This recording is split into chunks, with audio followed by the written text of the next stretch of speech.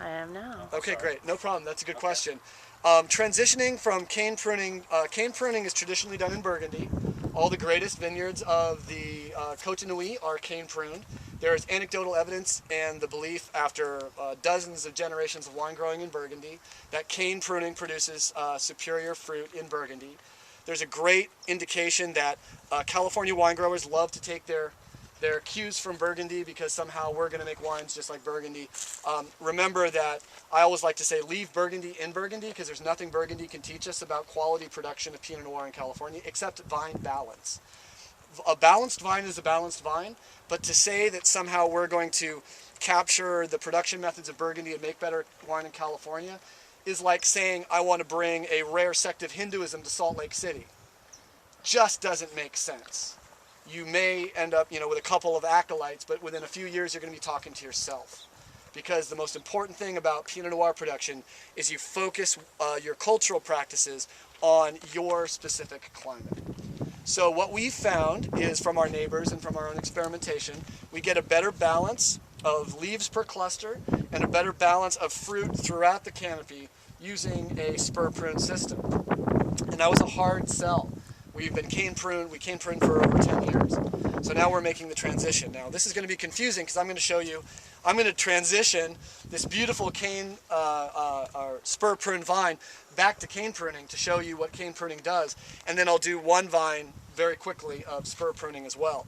So the focus of pruning a grapevine is really asking yourself where the sun is and how I can best basically form a vine that will focus the production on the canes that got the most sun last year.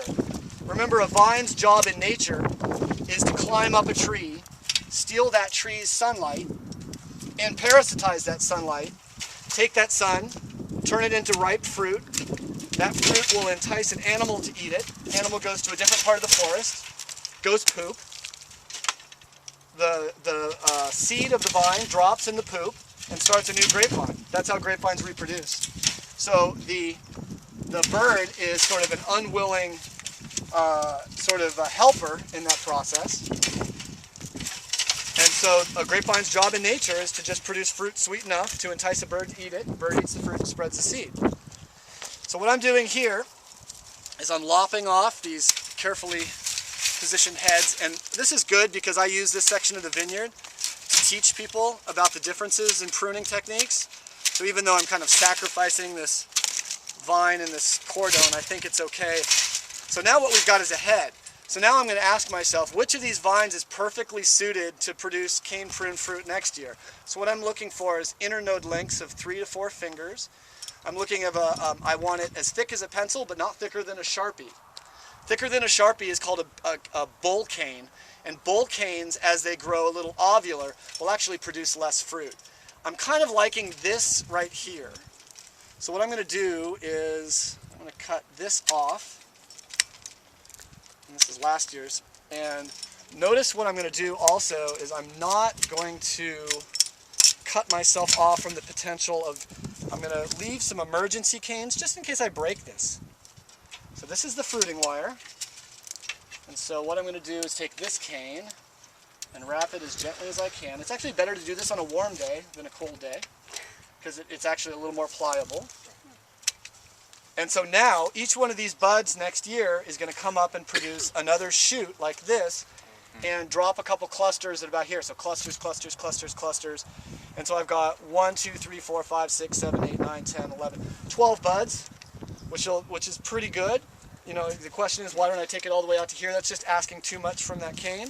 You can see that the last year's there's a little bit of this bark that kind of fell off, but it looks like it's solid. So I'm going to say that's pretty good. Now this is going to be different. Now normally the head should be at the center.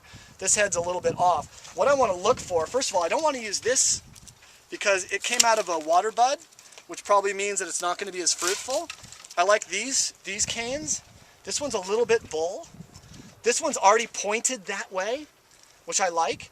So I think what I'm going to do is I'm going to cut this off, just so my foreman doesn't completely freak out on me. I'm going to leave a spur, and that spur will produce some more shoots next year, just in case I screwed up. We can do this again. And then I'm going to kind of cut. This is already has a developed position, so this one's going to be a really short little shoot. Always cut through the bud. Cutting through the bud gives you something to put the twist tie around to keep it solidly.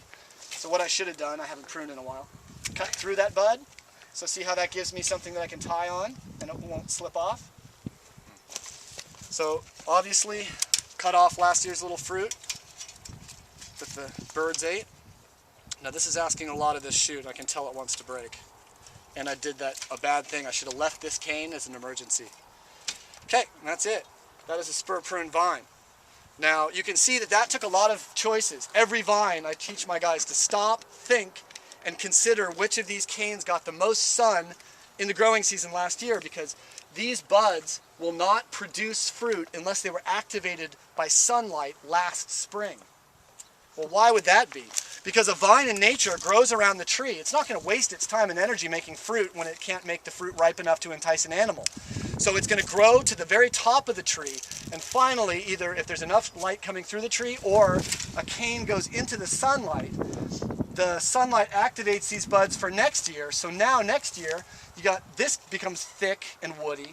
The shoots grow up, the fruit's hanging right here and here and here. Now there's a place for the bird to land and eat the fruit. Because the sun can see the fruit, the bird can see the fruit. And the sun can see the fruit, it's got enough leaves getting sunlight to activate the leaves to produce the sugars and the carbohydrates for growth and for ripeness. So now we've turned this spur prune vine into a cane prune vine, and now I'm just going to show you just how easy it is to cane prune a vine, which is you always go back to the lowest bud, and you cut through. You've got a whorl, first bud. I'm just going to give this a little extra love and give it basically 3 buds. I'm not counting the whorl. There's a whorl, there's like a little bud right here. This is a real bud, that's a real bud. A 2-bud spur, you could actually call that a 3-bud spur. And then I actually kind of like, you also want to think about kind of balancing the vine. All I'm doing is giving these vines a 3-bud, like a 3-bud haircut. So Wes, can I ask a question? Absolutely. If we've never done cane spurring and we want to start again, cane pruning, Right. What are we going to sacrifice for next year if we do everything with the cane pruning? So you're in spur right now and you're thinking about going back to cane. Right. You're going to find, in general, I think spur pruning in most climates gives you a more consistent crop. You can lose a little fruit. I like being able to choose the spurs for where I want the growth. And now this is going to come up and drop some fruit here. This is going to drop some fruit here. So you almost have to use your imagination to where the fruit's going to go. I think what you're going to find is it's going to take almost twice the time. So the time is going to be longer. It takes more expertise for cane pruning. And you might lose a little bit of fruit. Again, some people do think that by cane pruning you do gain a little bit of quality. I just haven't really seen that. I think the best wines we've made have been in the last few years when we've kind of jumped into more of the spur. Now, I want a hand's width in between my spur positions. 4 fingers on a regular man's hand. I'm not talking about those. Some of my pruners have hands like bears, as they say.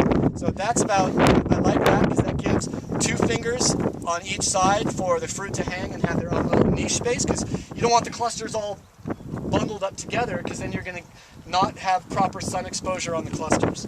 So the question is, do I space this one out? And I think the answer is this position goes bye-bye.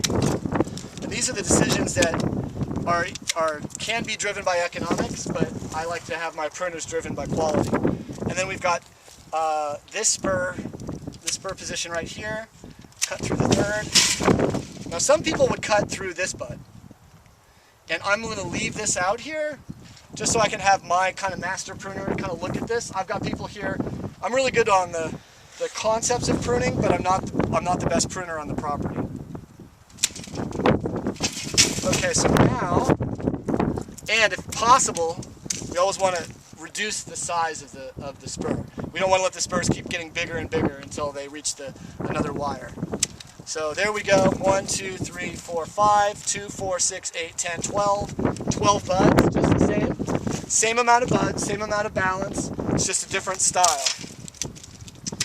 So what we've got here, buds that'll create shoots that'll move up and then be tucked within these wires to make a canopy of foliage that's almost like a solar panel to catch the morning light, solar panel to catch the afternoon light.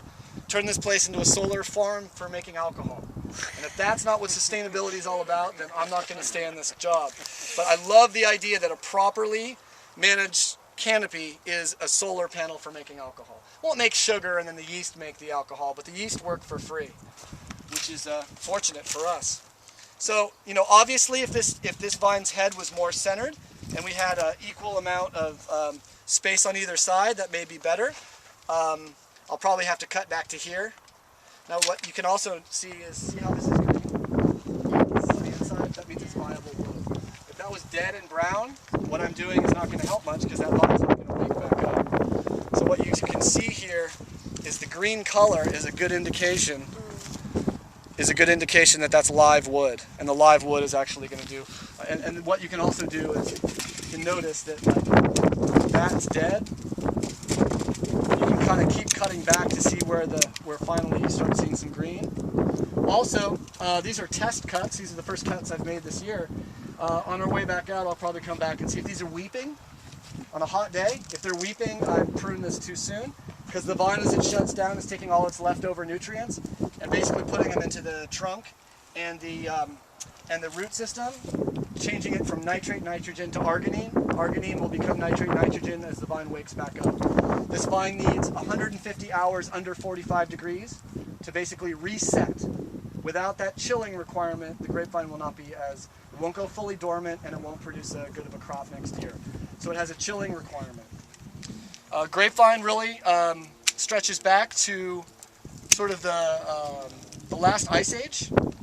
I'll try to make this really fast because I took a lot of time to prune and I want to go up, and I know the longer I talk, the less we drink, and that's just wrong. No, but there's a good part of the story, and that's about all I need on